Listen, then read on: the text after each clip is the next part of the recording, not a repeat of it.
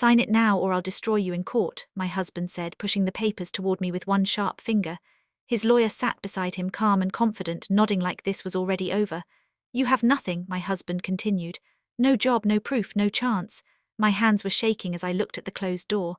My lawyer isn't here yet, I whispered. He laughed, slow and cruel. She's not coming, I made sure of that. Just then the door handle turned. And I wondered, was this the moment my life finally ended, or the moment everything changed? The room felt too small for the three of us. The walls were grey and bare, and the air smelled like old paper and cold coffee. I could hear my own breathing loud in my ears. My name was Ruth. I was 68 years old, a grandmother of 3, and I had never felt so small in my life. My husband, Carl, leaned back in his chair like a king on a throne. He wore a dark suit I had ironed for him years ago, back when I still believed he loved me. His hair was neat, his face calm, but his eyes were hard. The lawyer beside him did not look at me with kindness or anger. He looked at me like I was a problem to be erased. The papers in front of me were divorce papers, not just any divorce. These papers said I would get nothing. No house, no savings, no pension, no right to the business I had helped build for 40 years. Nothing. Carl tapped the paper again. Sign, he said, or I promise you, Ruth, I will drag this out until you have nothing left. I will make sure you lose. I swallowed, my throat felt dry. I gave you my whole life, I said quietly. I raised our children, I worked beside you, Enough, he snapped. That doesn't matter anymore. The lawyer slid a pen toward me. I did not take it. I looked at the door again. My lawyer Anna was supposed to be here. She was young, sharp, and kind. She had listened to my story. She had said I had rights. She had promised she would protect me. But the door stayed closed.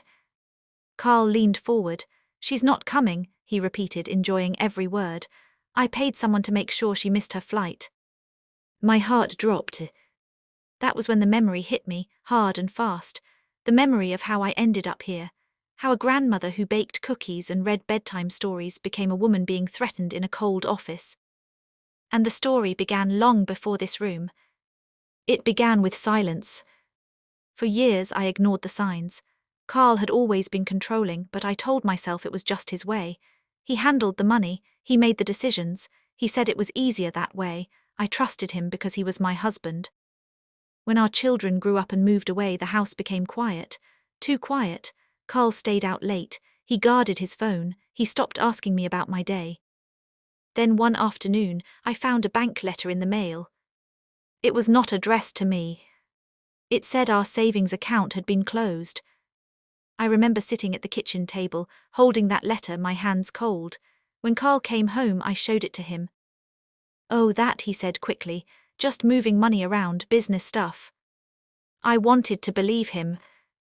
Weeks later, I noticed my name was missing from another account, then another. When I asked again, he got angry. You don't understand finances, he said. Stop asking questions. That night, I cried quietly in bed so he would not hear me. The truth came slowly, like poison. I learned Carl had started a new company under his name only. A company built using the contacts, tools, and money from the old business we built together.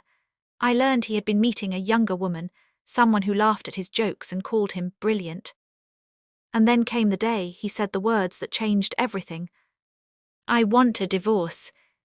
No warning, no discussion. Just that. I asked why. He smiled, cold and empty, because I can. That was when fear entered my life. I went to a lawyer for the first time in my life. That was when I learned something shocking. My name was not on the house deed, not on the main business accounts, not on most of the investments. Carl had planned this for years.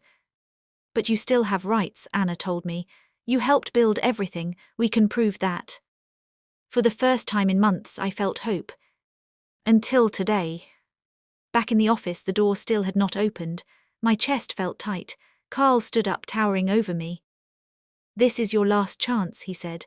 Sign now quietly and I might let you keep your car. I thought of my grandchildren, their small hands in mine, their laughter in my living room. If I signed, I would lose the house they knew as Grandma's home. I pushed the pen away. I won't, I said.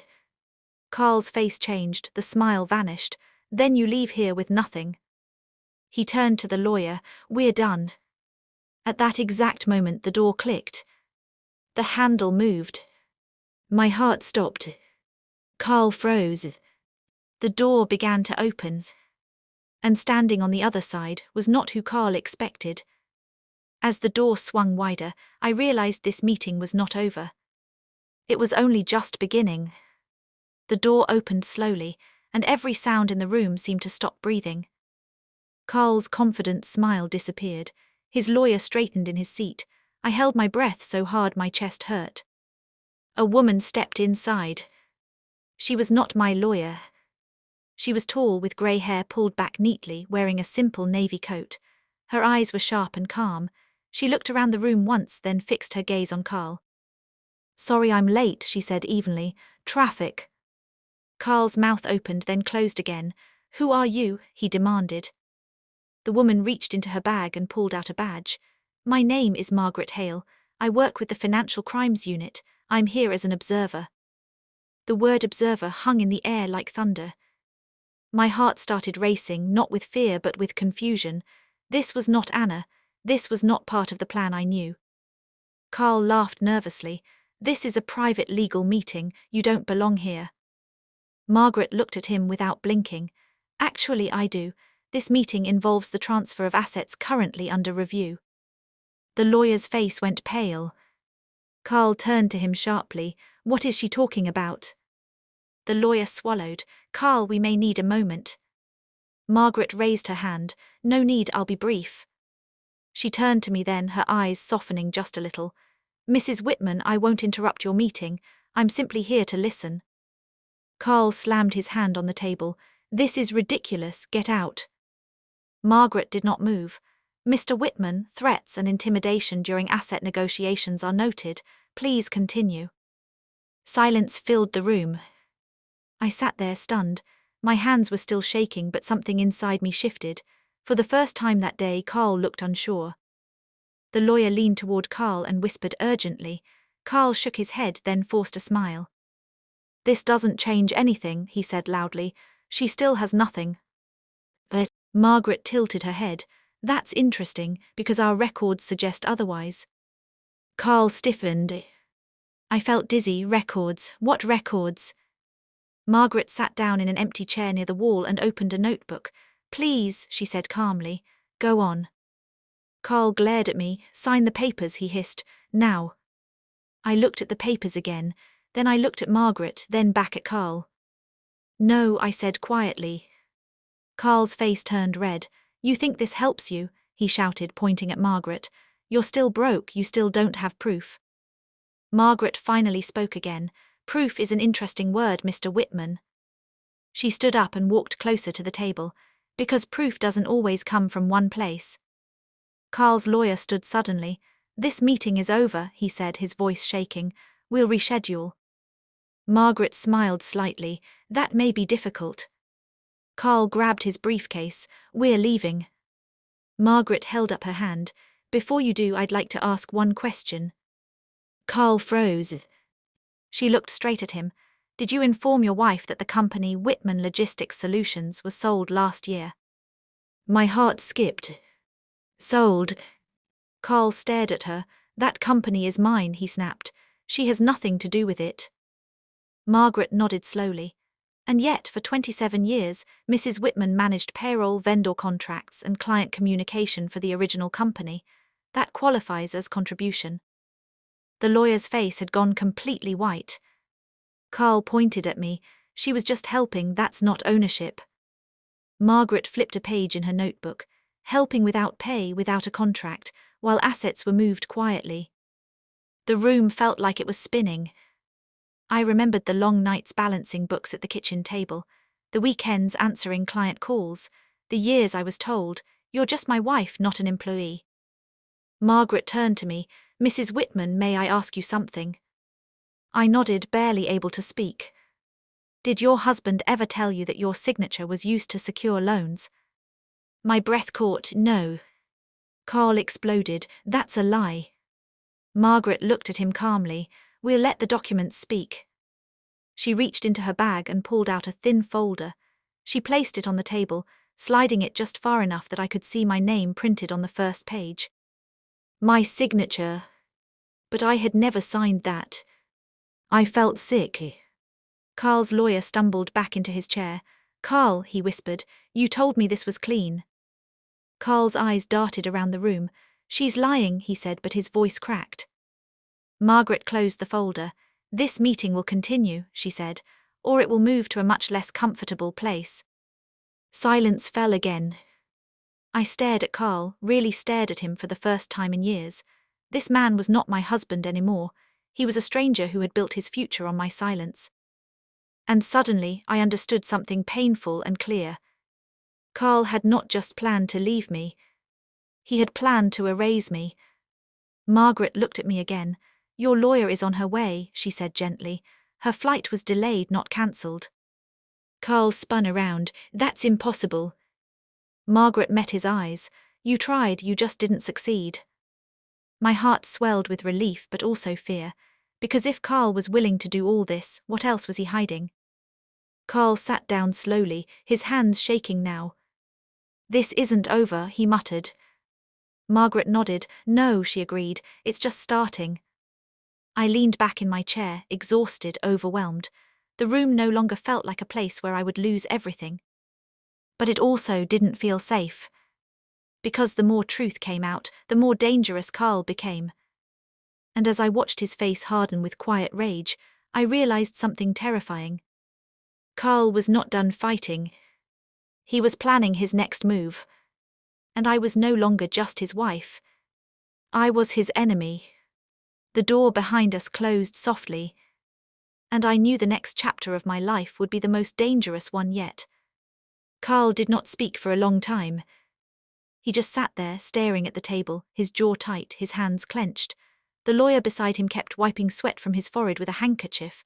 Margaret sat quietly near the wall, watching everything, writing small notes now and then. The room felt heavy, like something bad was about to happen.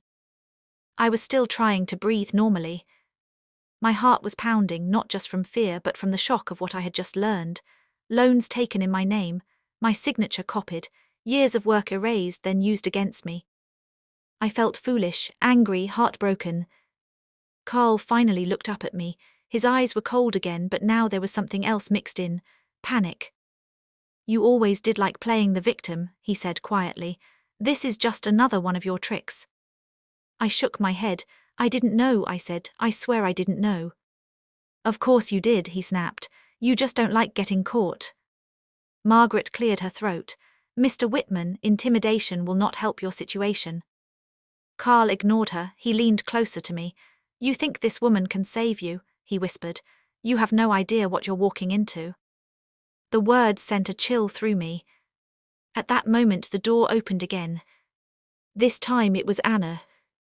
She rushed in, slightly out of breath, her coat still on, her hair messy from travel. Her eyes went straight to me. I'm so sorry, she said. The flight delay was real, I came as fast as I could. I felt tears burn my eyes. You're here, I said softly. Anna nodded, then turned toward Carl and his lawyer, and it looks like I arrived just in time. She sat beside me and placed her briefcase on the table. Mrs. Whitman, she said calmly, don't sign anything. Carl laughed sharply. Too late for hero speeches. Anna opened her briefcase and pulled out several thick folders. Actually, she said, this meeting should have ended an hour ago. Carl's lawyer stiffened. On what grounds? Anna looked straight at him. Fraud, identity misuse, undisclosed asset transfers, and possible coercion of a spouse. The lawyer's face drained of color. Carl stood up again. This is harassment, he shouted. She's old, confused, and bitter. I flinched at the word old. Anna did not flinch at all. She's 68, she said firmly, and she's been documenting her involvement in the business for decades. Emails, client messages, financial records, all stored safely. Carl's eyes widened. That's impossible, he said. She doesn't even know how to use cloud storage. Anna smiled slightly. Her granddaughter helped. My chest tightened. I thought of little Emma, sitting at my kitchen table, showing me how to save files on the computer. I had told her it was just to keep memories safe. Carl looked at me like he was seeing me for the first time. You went behind my back, he said slowly. I met his gaze. I finally looked out for myself. The lawyer stood up shaking. Carl.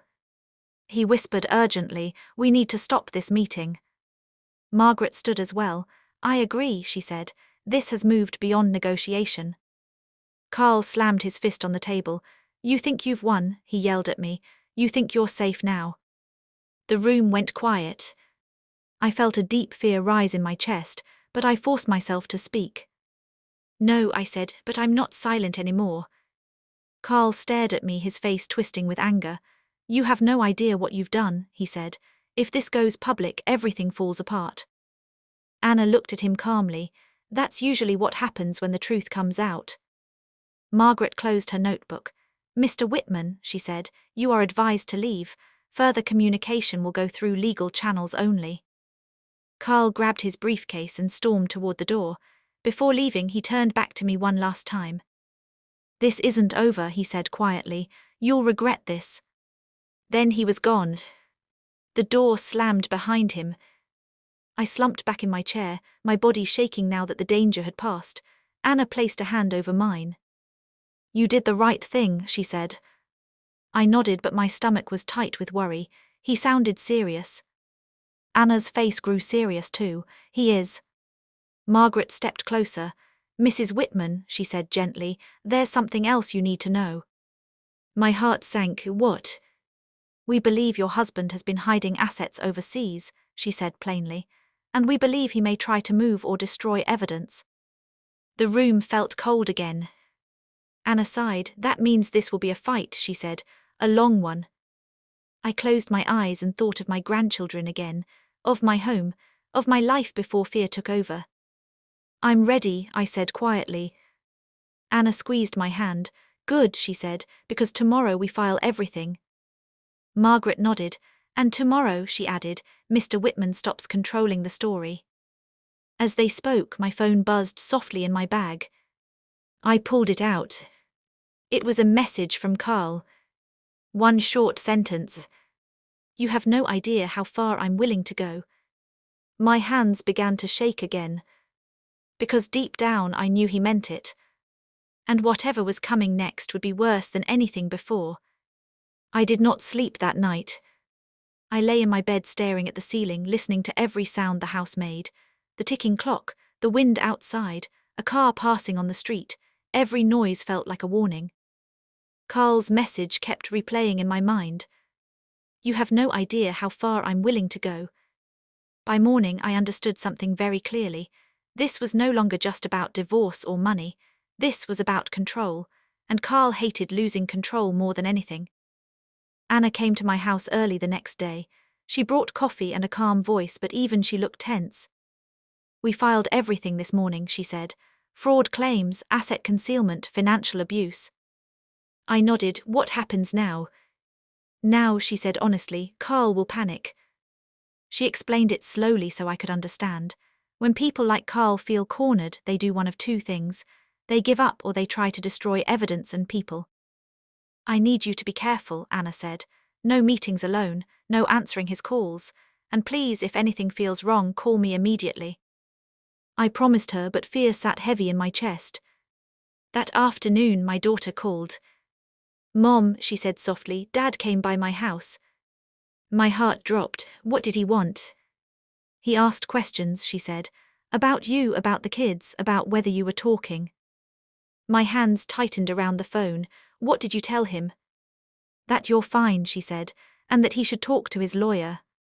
There was a pause. Mom, he scared me. That was the moment something inside me hardened. For years I had stayed quiet to keep peace, to protect my family, and now Carl was using that same family as pressure. That night I made a decision. I went into the spare room and pulled out old boxes I had ignored for years. Files, notebooks, receipts, old phones, handwritten notes, things I had saved without knowing why. I opened one notebook and my breath caught. It was a business journal, my handwriting, dates, client names, payments, work I had done, work Carl had said did not matter. Page after page proved one thing very clearly. I had helped build everything. The next day Margaret visited me at home. She sat at my kitchen table, calm and steady. "We found something important," she said. My heart raced. "What?" "Carl tried to move a large sum of money overseas last night," she said plainly. "It was flagged and stopped." I let out a shaky breath. "So he really is hiding things?" "Yes," she said, "and because of that the court granted an emergency freeze on several accounts." For the first time in weeks I smiled, just a little. But Margaret was not smiling. "There's more," she said. "We believe Carl is trying to pressure witnesses." "Witnesses?" I asked. "Former employees, family members," she said gently. "People he thinks will stay quiet." That fear returned, sharp and cold. Later that evening my phone rang again. "Carl." I did not answer. Then it rang again. And again. Finally, a message came through. "If you don't stop this, you will regret it." I stared at the screen, my hands steady now. Instead of replying, I forwarded the message to Anna and Margaret. 10 minutes later, Anna called me. "That message helps us," she said. "Threats change everything." That night I sat alone in my living room, the house quiet. I looked around at the photos on the wall, Carl smiling beside me, family holidays, birthdays. It felt strange realizing the man in those pictures had been planning my downfall for years. 2 days later we went to court. Carl sat across the room from me, his face tight, his posture stiff. He did not look at me once. The judge spoke slowly and clearly, about evidence, about financial abuse, about forged signatures. When the judge said the words "temporary restraining order," Carl's head snapped up. He finally looked at me then. His eyes were full of anger and fear. I knew then that he had lost something he could never get back, his power over me. As the hearing ended, Carl was stopped by court officers. Papers were handed to him, Maury reviews, Maury investigations. He shouted something as they led him away. "You think this makes you strong," he yelled. "You'll see." People stared, cameras flashed. I stood still, my heart racing. Because even though I had won this battle, I knew the war was not over yet. And Carl still had one last move left. I could feel it. Carl's last move came quietly. There was no shouting, no angry messages, no sudden visits. Instead, there was a letter. It arrived 3 weeks after the court hearing, delivered by a court officer. I sat at my kitchen table, hands steady, and opened it carefully. Carl was agreeing to settle. Not because he wanted peace, but because he was out of options. Anna explained everything to me in simple words. The investigations had uncovered more than Carl expected. The forged signatures, the hidden accounts, the attempt to move money overseas, the threats, the pressure on family members. The court did not see him as a powerful businessman anymore. They saw him as a man who abused trust. Carl's lawyers advised him to settle before things became criminal instead of civil, before fines turned into prison time. The settlement was fair, not generous, not cruel. Fair. I kept the house, my house.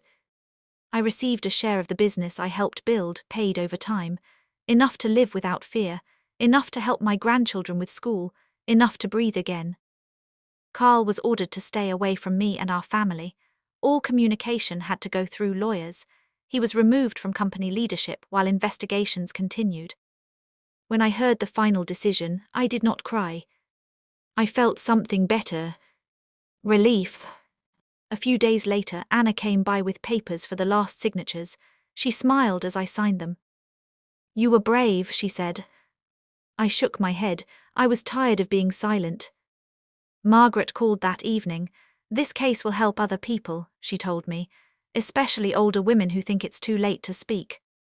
That mattered to me more than money. The hardest part came later.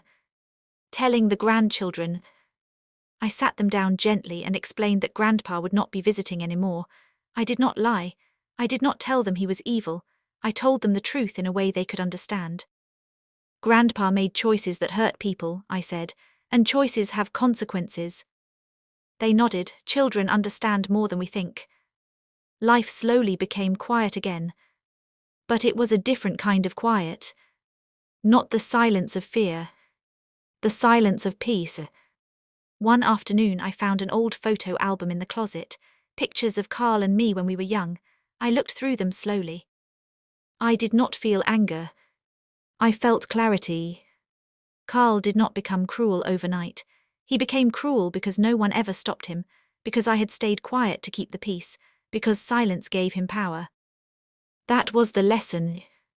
Silence does not protect you, it protects the person hurting you. A month later I planted flowers in the front yard, bright ones, the kind Carl used to say were a waste of time. My granddaughter Emma helped me dig the holes. "Grandma," she asked, "are you happy now?" I smiled and wiped dirt from my hands. "Yes," I said, "I am." And I meant it. Because I learned something important, even at 68 years old. It is never too late to speak. It is never too late to stand up. And it is never too late to reclaim the life someone tried to erase. Carl once told me I had nothing. No job, no proof, no chance. He was wrong. I had my voice. And in the end, that was everything.